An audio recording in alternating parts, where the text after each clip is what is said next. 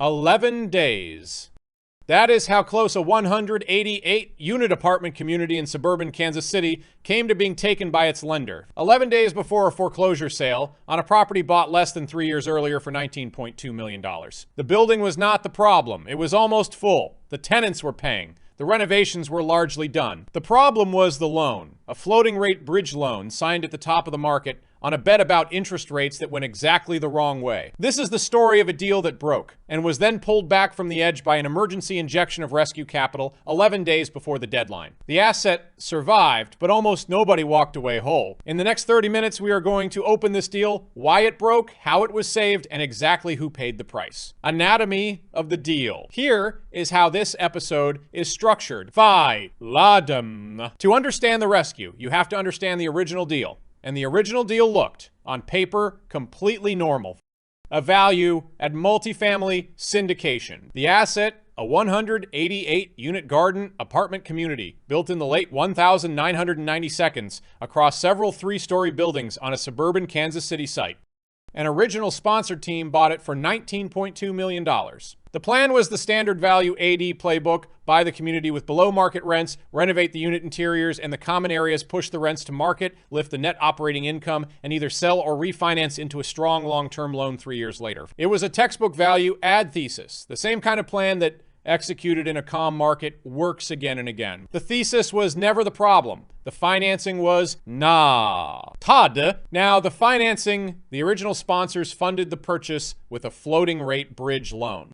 You have to understand what that is because it is the center of this entire story. A bridge loan is short-term financing, typically a 3-year term, used to acquire and reposition a property during the value AD phase. It is called a bridge because it is meant to carry you from the purchase to a future permanent loan. It is faster and easier to obtain than permanent debt, and it lets you close quickly and start renovating. But this bridge loan, like most, was floating rate. A floating rate is not fixed. It moves up and down with a market benchmark interest rate. When that benchmark rises, your monthly interest payment rises with it. Automatically, immediately, every month. The original sponsors had signed up for a loan whose cost they did not control. Now, the original sponsors were not reckless. They knew a floating rate was a risk, so they did what borrowers are supposed to do. They bought a rate cap. A rate cap is exactly what it sounds like. It is a separate financial contract that puts a ceiling on how high your floating interest rate can go. If the benchmark rate rises above the cap level, the rate cap pays the difference and your effective rate stops climbing. But here is the detail that broke this deal. A rate cap is not permanent. It is purchased for a fixed term, often just 2 or 3 years, and then it expires. The original sponsors bought a 2-year rate cap on a 3-year loan. There was a 1-year window at the end with no protection at all. Remember that gap. It is where the deal died. Now, watch the deal break.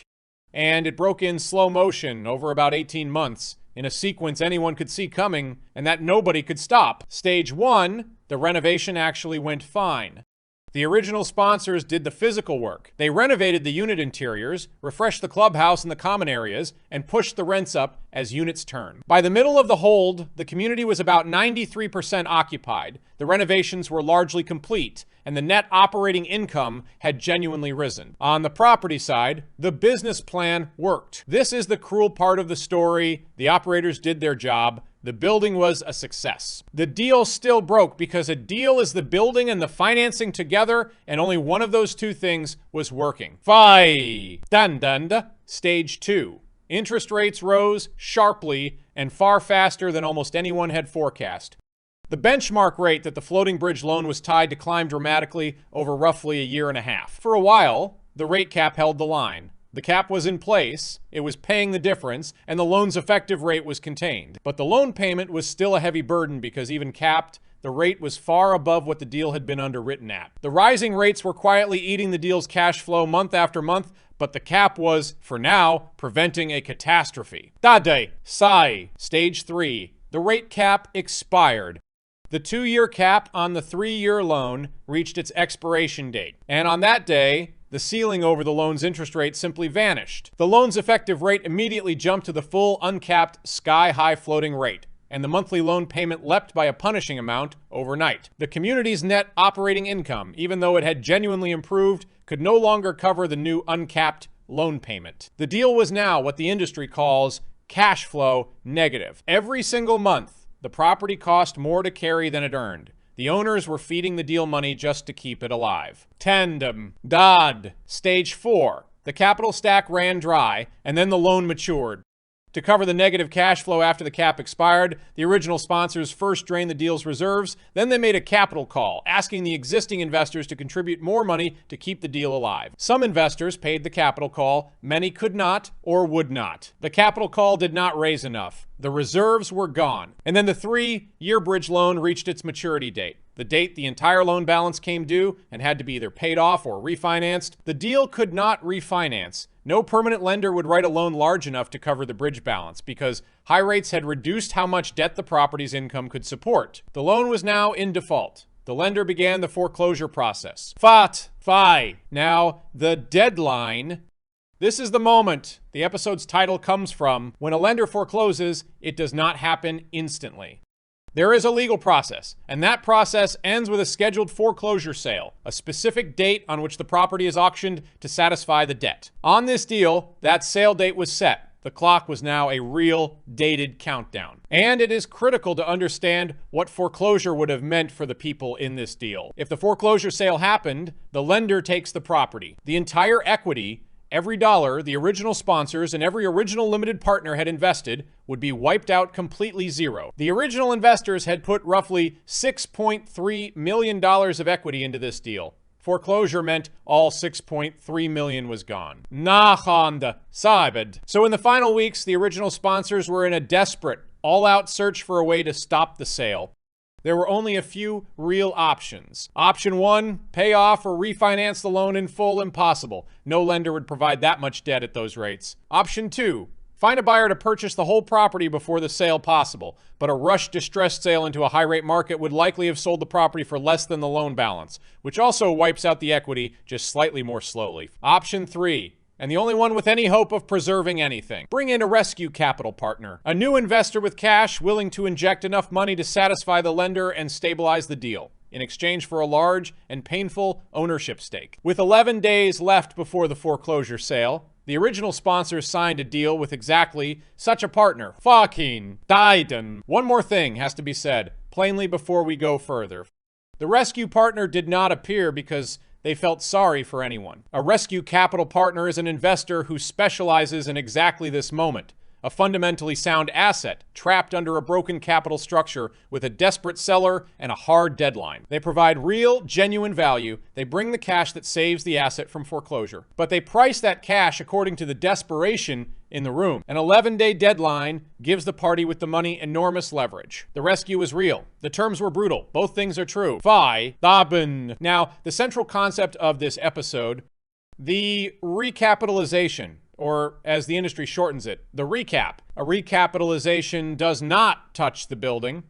Not a single apartment changes. The renovations, the tenants, the rents, all of it stays exactly as it was. What a recap changes is the capital stack, the structure of debt and equity that sits on top of the asset. In a rescue recap, new money is injected into the deal. The broken loan is dealt with, and the ownership positions of everyone already in the deal are reordered, reduced, or in some cases wiped out entirely. Think of it as financial surgery. The patient, the apartment community, is fundamentally healthy. It is the financial structure around it that has failed, and the recap rebuilds that structure. Here is the rescue recap that was actually done step by step.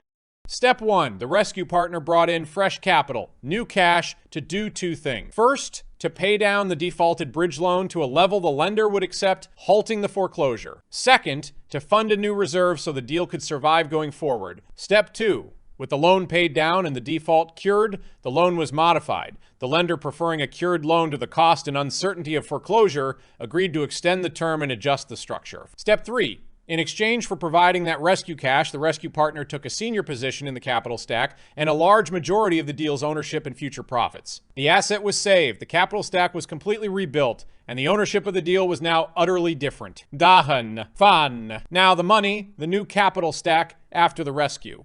And to see what the rescue did, you have to lay the old stack and the new stack side by side. The original stack.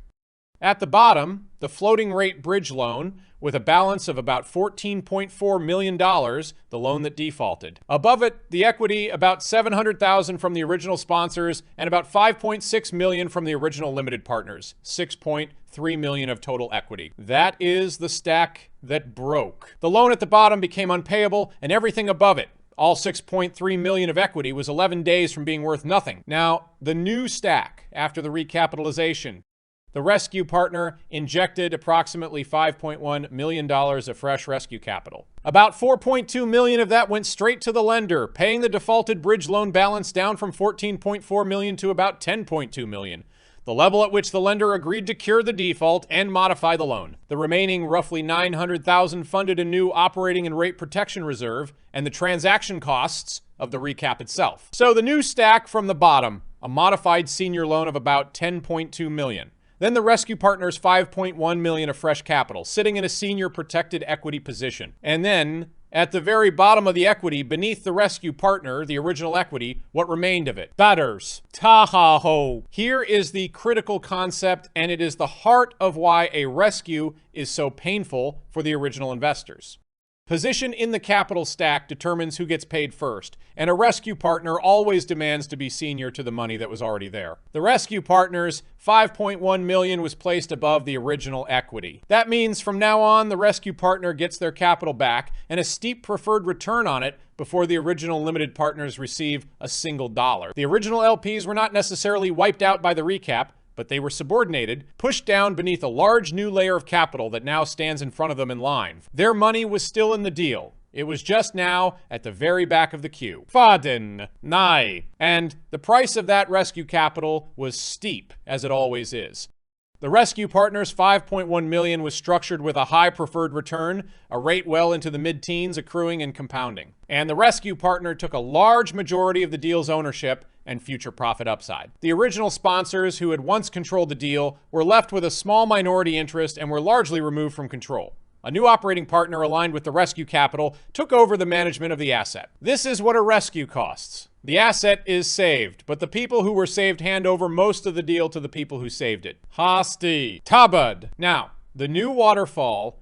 Every deal has a waterfall, the order in which money is distributed. The rescue completely rewrote this one. The original waterfall was the standard balanced structure you have seen across this channel. An 8% preferred return to the limited partners, then a 70-30 split, then 50-50 above a hurdle. Fair, normal, and built for a deal that performs. The recapitalization threw that waterfall out and replaced it with a new one. And the new one is stacked entirely around the rescue partner. The new waterfall from the top. First, the modified senior loan is paid every month. It always comes first. Second, the rescue partner receives their high mid-teens preferred return on their $5.1 million, and that accrues and compounds until it is paid. Third, the rescue partner's $5.1 million of capital is returned in full. Only after all of that, the loan, the rescue partner's compounding preferred return, and the full return of the rescue partner's capital does anything at all flow down to the next level. Fourth then, and only then, the original limited partners begin to receive a return of their remaining capital. Fifth, the original sponsors and their reduced minority positions sit at the very bottom. Latte. Side. So what does that new waterfall actually mean for the original limited partners?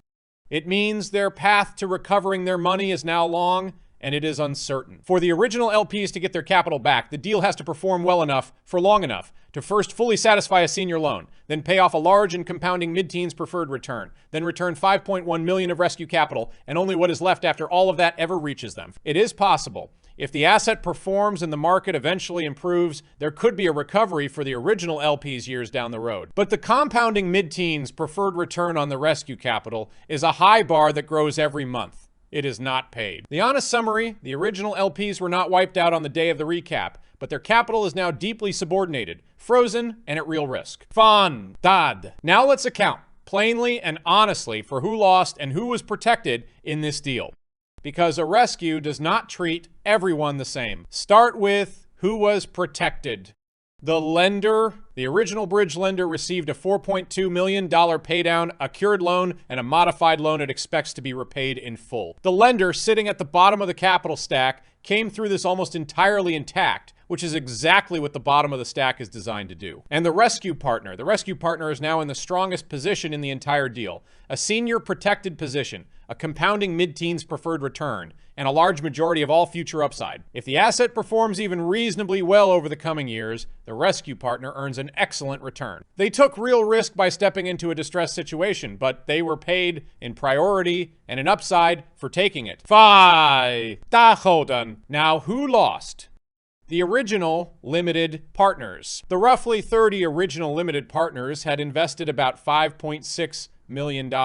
They were not zeroed out on the day of the recap. That is the one mercy here. And it is genuine because foreclosure would have zeroed them. But their position was transformed for the worse. Their capital was deeply subordinated beneath a senior loan and a large compounding rescue layer. Realistically, the original LPs are looking at a partial recovery at best years in the future, entirely dependent on the asset performing well and the market improving, and a real possibility of recovering only a fraction of their $5.6 million, or in a poor scenario, very little. They also lost all the upside, the profit. The original deal promised is now almost entirely the rescue partners. Sabat, and the original sponsors.